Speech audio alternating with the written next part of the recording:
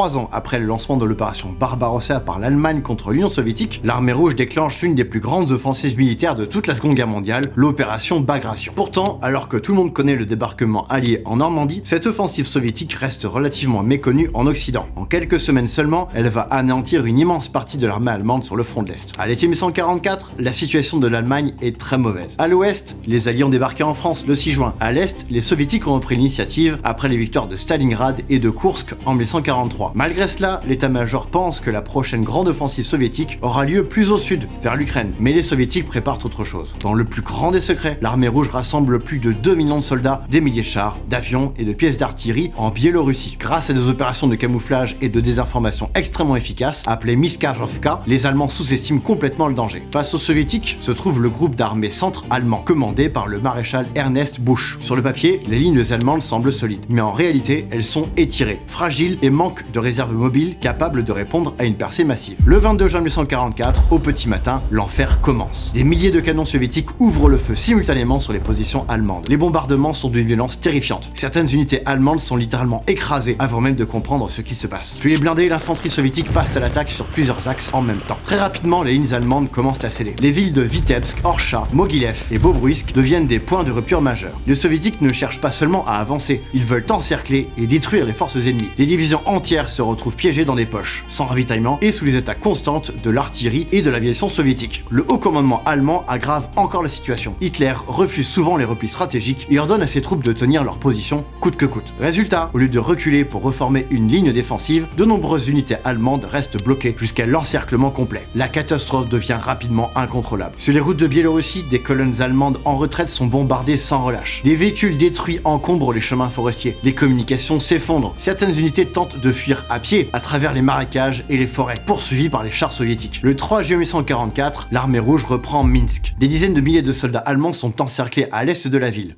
Pour le groupe d'armées centre, c'est un désastre absolu. En quelques semaines seulement, les Allemands perdent plusieurs centaines de milliers d'hommes, tués, blessés ou capturés. Des divisions entières cessent d'exister. Certains historiens considèrent même l'opération Bagration comme la pire défaite militaire de l'histoire allemande. Bien au-delà des chiffres, cette offensive marque surtout un tournant défensif sur le front de l'Est. Après Bagration, l'Allemagne n'a plus réellement les moyens de stopper l'avancée soviétique. L'armée rouge progresse désormais vers la Pologne, puis bientôt vers l'Allemagne elle-même. La route de Berlin est maintenant ouverte.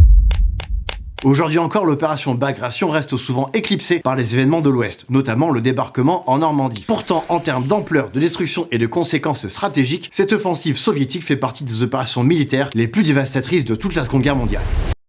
Cette vidéo n'est qu'une base qui servira à constituer votre uniforme. Je n'ai absolument pas la prétention de vous apporter une quelconque bible qui vous épargnerait l'achat de livres, de magazines spécialisés ou même de faire vos propres recherches sur internet. Si vous avez des remarques ou des commentaires, n'hésitez pas à commenter et à sourcer, évidemment. Vous pourrez retrouver la liste des éléments présentés en description sous forme de kit list avec le timing correspondant. Après les combats extrêmement durs de 1941 et 1942, l'uniforme soviétique évolue. Il reste sobre, robuste et pensé pour le front, mais retrouve aussi certains codes plus traditionnels, notamment avec le retour des pattes d'épaule. Cet ensemble représente la tenue typique d'un officier soviétique au combat de cette période. Le pantalon présenté ici est une reproduction de pantalon spécifiquement réalisé pour les officiers pour le combat. Il est réalisé en coton et est de couleur kaki et n'a pas de liseré. Il ressemble beaucoup au modèle de la troupe, on enlève juste les renforts aux genoux. Les bretelles portées ici sont du modèle allemand, récupéré sur le front pour améliorer le confort.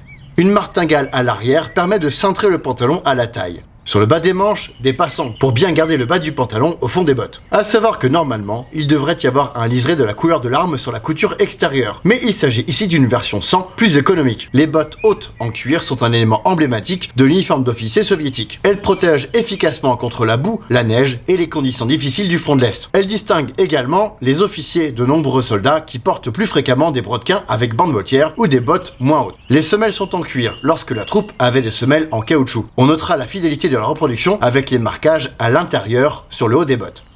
La Gimnastiolka modèle 1143 est la tunique de campagne standard. Réalisée en coton ou en laine selon la saison, elle adopte un col droit fermé et reçoit les nouvelles pattes d'épaule, introduites cette même année. La version officier comporte des rabats pour les poches de poitrine bien visibles.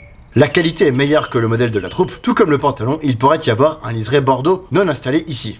Sur la poitrine droite, on retrouve l'ordre de l'Étoile Rouge et l'ordre de la Grande Guerre patriotique 2e classe, vers l'intérieur. Sur la poitrine gauche, la médaille de la défense d'Odessa, bataille qui durera du 8 août au 16 octobre 1941. Elle est généralement accompagnée de la médaille du Caucase, absente ici. Sur l'intérieur, l'ordre de Lénine, 3e type, est une des plus hautes distinctions de l'Union soviétique. Au-dessus, une médaille de héros de l'Union soviétique attribuée aux officiers pour avoir mené des batailles avec succès, voire être monté à l'assaut. Notre officier est donc grandement décoré. Il a pu participer à de nombreuses batailles. À savoir que l'attribution de l'étoile de héros de l'Union soviétique entraîne automatiquement l'attribution de l'ordre de Lénine.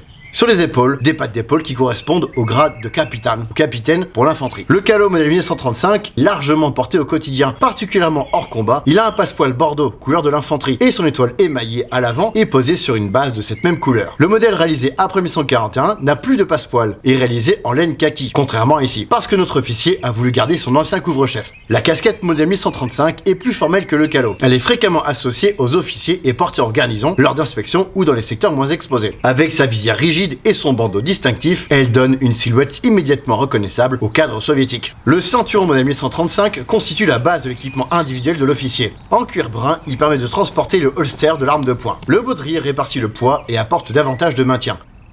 Le holster en cuir, destiné au pistolet Tokarev TT33, se porte généralement sur le côté droit. Robuste et simple de conception, il comporte un logement pour un chargeur supplémentaire et pour la baguette de nettoyage. Le Tokarev TT33 est l'arme de poing réglementaire la plus répandue chez les officiers soviétiques pendant la Seconde Guerre mondiale. Adopté en 1933, il est chambré en 7,62 par 25 mm. Fiable, puissant et relativement simple à produire, il accompagne le cadre soviétique durant toute la guerre. Son chargeur peut contenir 8 cartouches. Le manteau modèle 1143 est conçu pour résister aux conditions extrêmes du front soviétique. En laine épaisse, long et lourd, il protège efficacement du froid, du vent et de l'humidité. Porté par-dessus la gimnastiolka, il complète les silhouettes typiques de l'officier soviétique pendant les campagnes d'automne et d'hiver. Sur son col, un rappel de l'arme avec des pattes en drap de laine et le liseré bordeaux de l'infanterie. Sur les pattes d'épaule, on retrouve les 4 étoiles de capitaine. Le baudrier peut passer sous les pattes d'épaule, d'un côté ou de l'autre du bouton. Le porte-carte fait partie des accessoires caractéristiques des officiers soviétiques. Réalisé en cuir, il permet de transporter carte d'état-major, ordre écrit, documents de terrain ou carnet personnel. Il accompagne l'officier dans ses déplacements et dans la conduite des opérations. L'insert placé à l'intérieur permet d'y glisser des crayons, des accessoires supplémentaires tels qu'une règle, une boussole et d'autres instruments de cartographie.